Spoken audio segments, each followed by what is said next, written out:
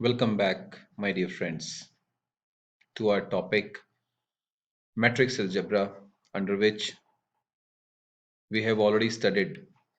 We studied about the two modules. We have discussed the two modules in which, under module 1, we have discussed regarding the definition of a matrix, why we use the matrix algebra, and what is the meaning of matrix algebra. And in module 2, we have discussed the various types of matrices and the equality of matrices with the trace of a matrix. That's all we have studied in our the two previous modules.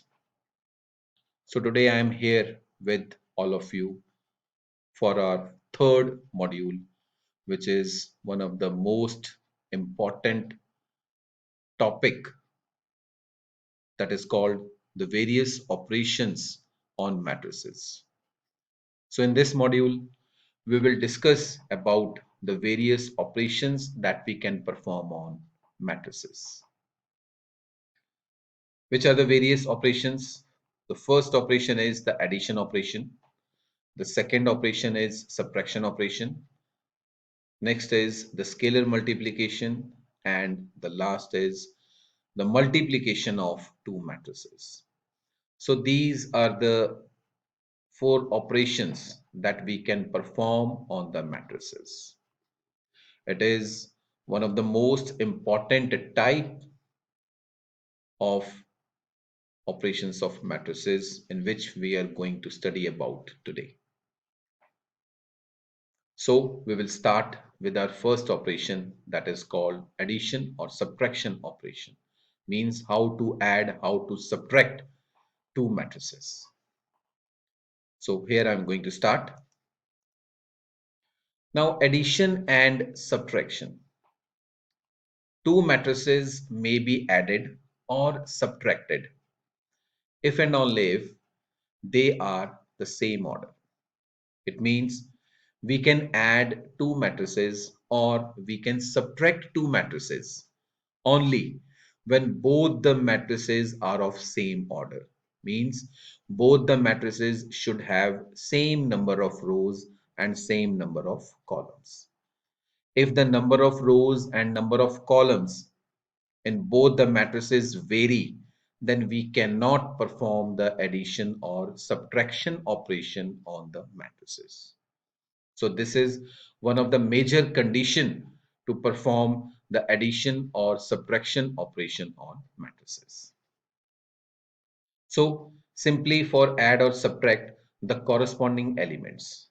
It means we are having two matrices. Suppose A and B are having two matrices of same order, because this is the main important condition if you want to add or subtract two matrices. So if A and B are two matrices of same order, then to the result of the addition of two matrices we can obtain by adding the corresponding elements of first matrix to the corresponding element of the second matrix. Corresponding element means the first element will add with the first element of matrix B. Similarly, the second element will add with the second element of B. Elements, one thing we should take care that the elements which we are going to add or subtract, their positions should same.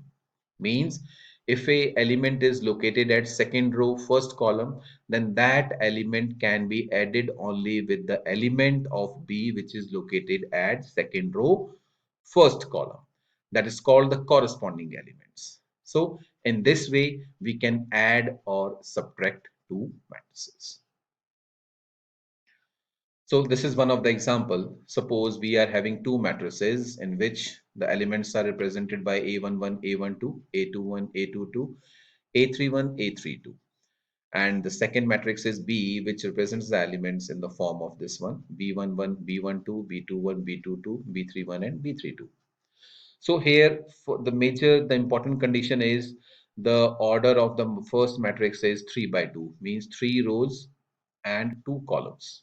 and the order of this matrix is also 3 by 2. 3 rows and 2 columns. So how we are going to add these two matrices? The first element will add with the first element of second matrix. The second element will add to the second element matrix of second element. Now, the most important thing is the location of the elements should be added with the same location of the second matrix. Here, suppose after getting addition of these two matrices, we are getting this result, then how the result will come out? Here we are going to see the first element of the resultant matrix will obtain these two by adding these two elements. Similarly, C12 can be obtained by adding the elements of A12 plus B12. C21 means second row first column can be obtained by adding the second row and first column of first matrix and second row and first column of the second matrix. Means C21 should be equal to A21 plus B21. In this way, we can add all the corresponding elements of both the matrices and you will get the resultant matrix of same order. You will observe that the order of this matrix is also 3 by 2. So this is the first operation that we can perform on the matrices. Now scalar multiplication. Scalar, we have already discussed in the first module that scalar means in number. Suppose if you want to multiply a matrix with any particular number, then how we can multiply?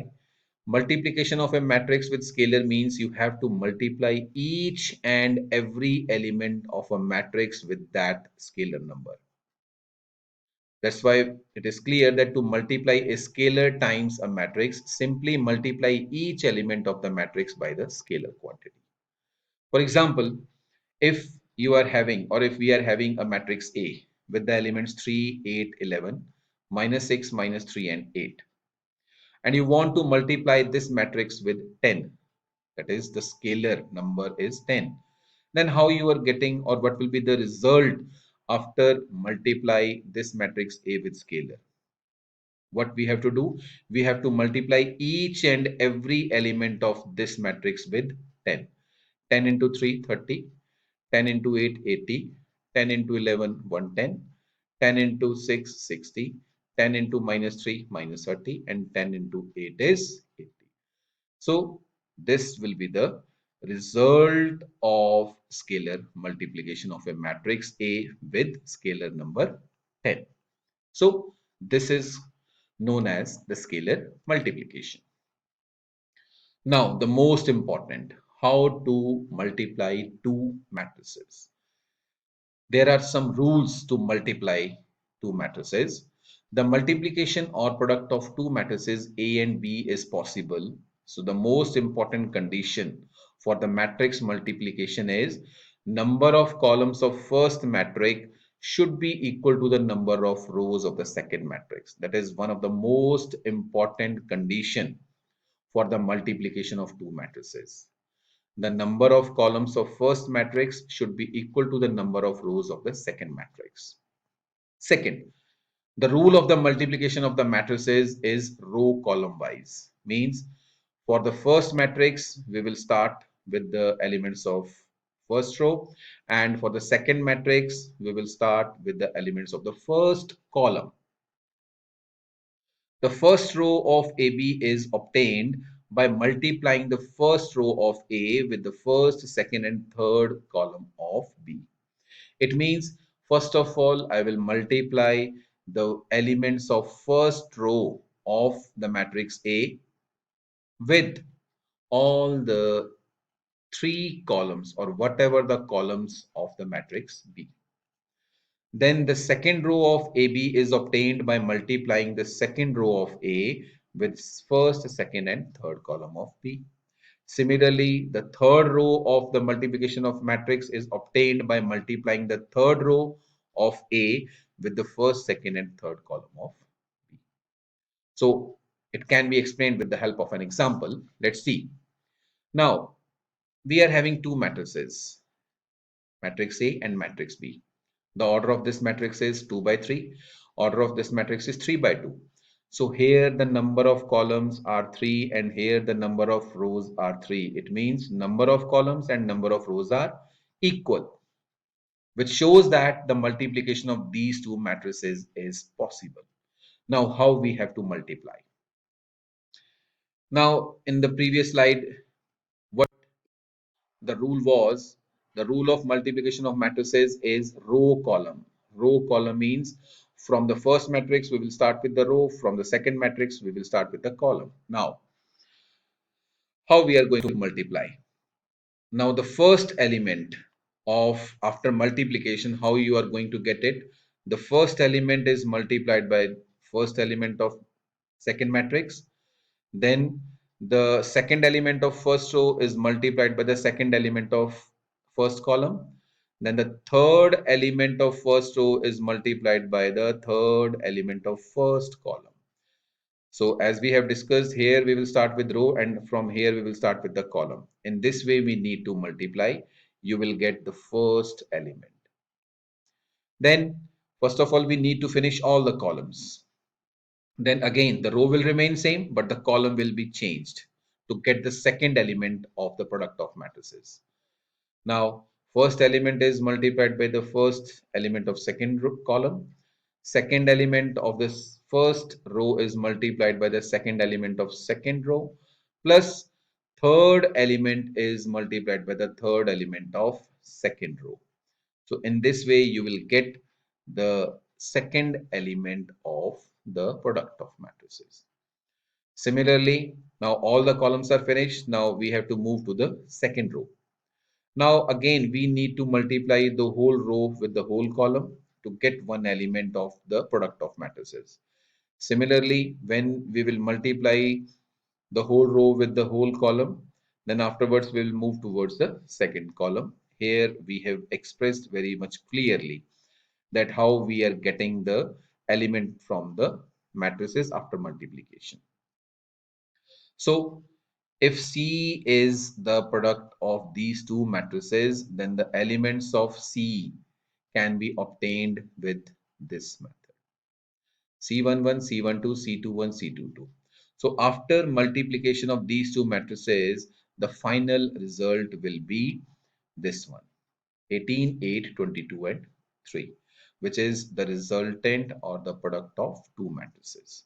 So one thing you must remember, the product of two matrices is possible when the number of columns of the first matrix is equal to the number of rows of the second matrix. And the second thing which we need to remember is the multiplication will always in the form of row and column wise. So these two important rules or conditions or constraints we should remember before the multiplication of a matrices. So that's all about the various operations performed on the matrices.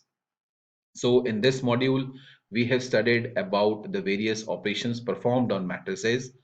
So which were the operations? I just want to once again flashback.